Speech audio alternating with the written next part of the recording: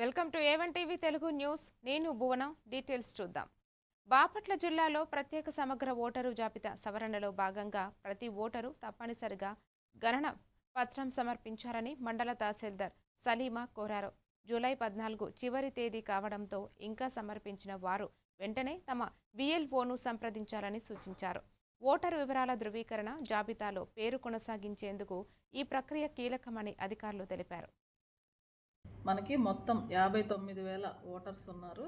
59,000 ఓటర్స్కు కూడా మనం ప్రతి ఇంటికి SIR ప్రక్రియలో భాగంగా ప్రతి ఇంటికి కూడా ఎన్యూమరేషన్ పత్రాలని మనం ఇచ్చి ఉన్నాము.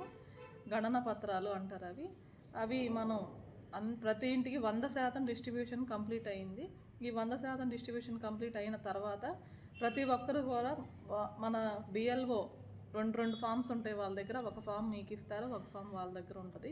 సో మీరు ఆ ఫామ్ని ఒక ఫామ్ని పూర్తి చేసి BLOకి అప్పచెప్పాలన్నమాట. సో మీరు కొంతమంది పూర్తి చేసుకోలేకపోతే కూడా మన BLOలు హెల్ప్ చేస్తారు. కాబట్టి అందరూ ఈ ఫామ్స్ అనేది వెంటనే మీరు BLOకి సంబంధిత BLOకి అంటే బూత్ లెవెల్ అధికారి సచివాలయంలో ఉంటారు, లేదంటే మీ ఇంటింటికి కూడా వస్తూ ఉన్నారు. ఒక 3 సార్లు మీ ఇంటిని విజిట్ చేస్తారు. ఆ 3 సార్లు మీరు ఇవ్వలేని పక్షంలో ఆ సచివాలయంలో సంబంధిత సచివాలయంకి వెళ్ళి మీరు సమర్పించండి. తర్వాత మనకి ఇప్పటికే 59,615 ఓటర్లకు గాను 38,000 ఓటర్స్ ఎన్యూమరేషన్ ఫామ్స్ మాకు తిరిగి ఇవ్వడం జరిగింది. అవి మళ్ళీ మేము డిజిటలైజేషన్ చేయడం కూడా జరిగింది.